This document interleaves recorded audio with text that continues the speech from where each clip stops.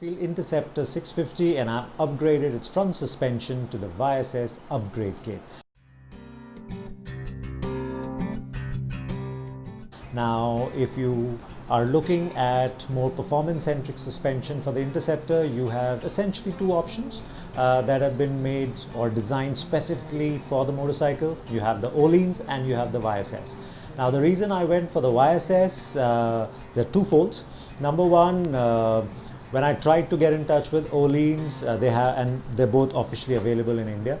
I just couldn't make any headway with the distributor. I wrote, but there was absolutely no response. The YSS distributors, on the other hand, Indie Motard out of Bangalore, they also run a garage or a custom shop, so to say, and they responded immediately. And since these guys are into not just fixing motorcycles but also restoring motorcycles and setting them up, they knew exactly what to do or had the right answers for the questions that I had regarding the suspension upgrade. And the second reason I went for the YSS is because the Öhlins, the front fork kit, it doesn't come with the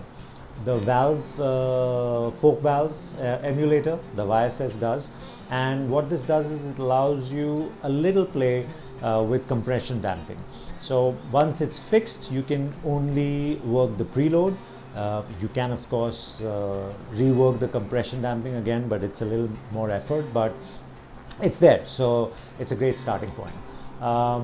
Now, if you're looking to upgrade to YSS suspension, I didn't find too many videos on it, so I thought I'll just quickly make one and run you through what you get.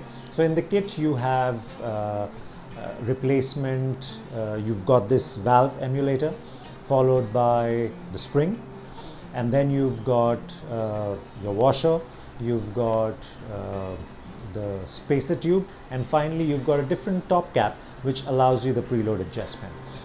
So that's what you get in the kit. The kit is expensive, but I think it's worth the money if you're going to ride the motorcycle a lot and you're going to spend time owning it for a while. Now, fixing it is easy. There are two ways to do it.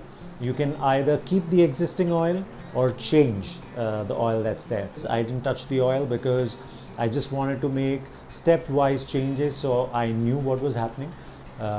And it was very easy to then take the stock bits out and put the new one in, because the whole fork thing doesn't change, it's just the internals. And I'd like to thank Joshua Crasto for it, the guy who owns JC Moto, the custom motorcycle house and parts.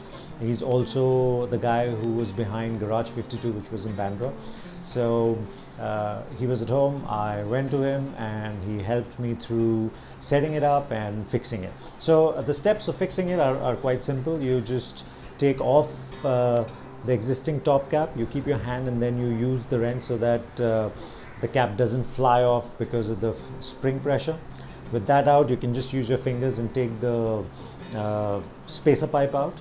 And then to get to the spring, you could either use an iron rod with a thin iron rod with a strong magnet up front and then put it in, which catches the spring and then it comes out, or you could use one of those old aluminium hangers you get with the hook at the end. You could straighten it out, just keep a little bit of that hook, put it in and take it out. That will also bring the washer out, and that's it. So all your old stuff is out. You've got the oil inside. Now you've got your valve emulator. You take that. Now YSS recommends that you go in for 2 turns from start where the spring's not loaded as a base compression damping to start with. We went for 2.5 on both. So then you put the valve emulator in, followed by spring, the washer, and then the shortened spacer tube, because you've got the valve emulator, so that takes up some space, so the spacer tube is shorter on this one. And then you go around screwing back the new top cap. Now to do that, it's recommended that you just slightly undo or loosen the clamp on top, the T. You've got Allen bolts there, otherwise the tube just gets too pinched and it's very difficult to screw it on. So just loosen that, screw it, it goes on easily.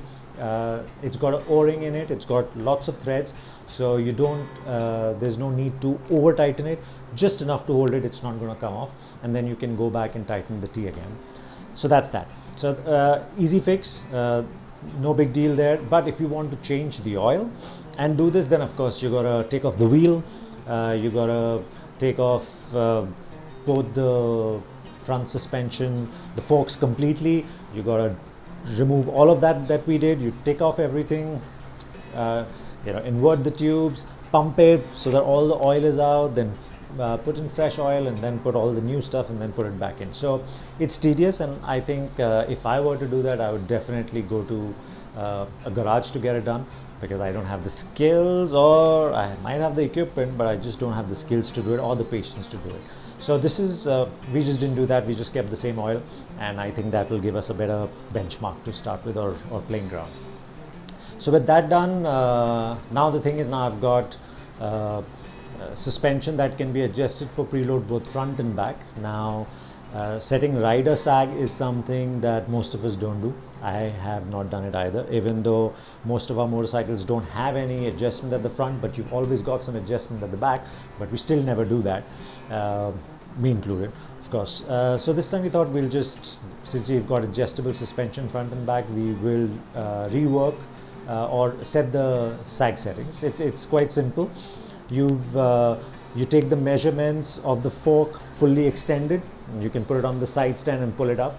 You measure that, then you put it down, put it back, get the rider to sit on it. You can stand against a wall if you are just two people, because one would need to measure it. If you're three, then one can hold the motorcycle. You're sitting up absolutely on that, preferably with your riding gear, so you have the right amount of weight on the motorcycle, and then you measure that. Now there could be some stiction in the forks, so it might be a good idea to first compress lightly. The person who's measuring, they compress and let it go, settles. You take the measurement, and that person pulls it up, lets it go, it settles. You take the measurement, you take an average of those two, and then you subtract that figure with the fully extended figure that you get, and that is your rider sag. Now the ideal rider sag is 1/3 of your suspension travel. In case of the Interceptor, the total suspension travel at the front is 110. So that would mean you're looking at something around 36.6. We settled for 35, and we could have added a little, we could have reworked it a little more, but I think we were happy with 35, so we stood with that. For the back, with my weight, we had to go completely full on preload to get the sag setting that we wanted. I think at the back it's 88 mm of travel, so we needed around 29, and the only way we got that is while adding full preload to the rear. So that's the setting bit done, and then I rode the motorcycle for a bit, not a lot, just a little, and immediately you can tell the difference. So the Interceptor is a great motorcycle, right? That's one of the reasons I bought it.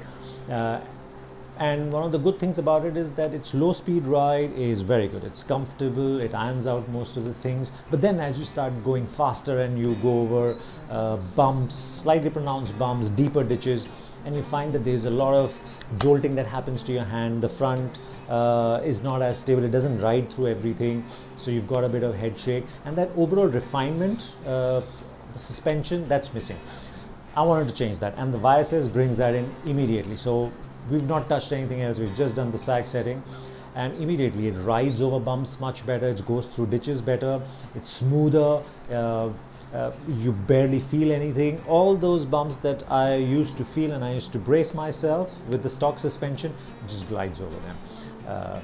Now what's happened is that the rear just can't match the front, so the stock rear is now struggling. So in a sense, it feels like you've got two different motorcycles. The front rides so well and handles so well going through things, and then the rear is just skipping and kicking you because it can't keep up. So that's the thing, but it feels much nicer now. And one of the other things that this suspension has allowed me to do is to load the front while cornering, so I can keep a little bit of brakes on, the front brakes on when I want to turn it. And now I would do that with the older suspension, but it would start washing a little wide and there was less feel. But here now the feel is there. so you can lean on it a little more, and it's is behaving a lot more, a lot better with the front loaded. So yeah, so overall I think it's an expensive investment, but it is an investment. And like I said at the start, if you're going to keep the Interceptor, or even the Continental GT for that matter, if you're going to keep it for long and you're going to ride it enough, then I think it's worth going for that. Any other questions you might have, please comment and I will try to reply to that.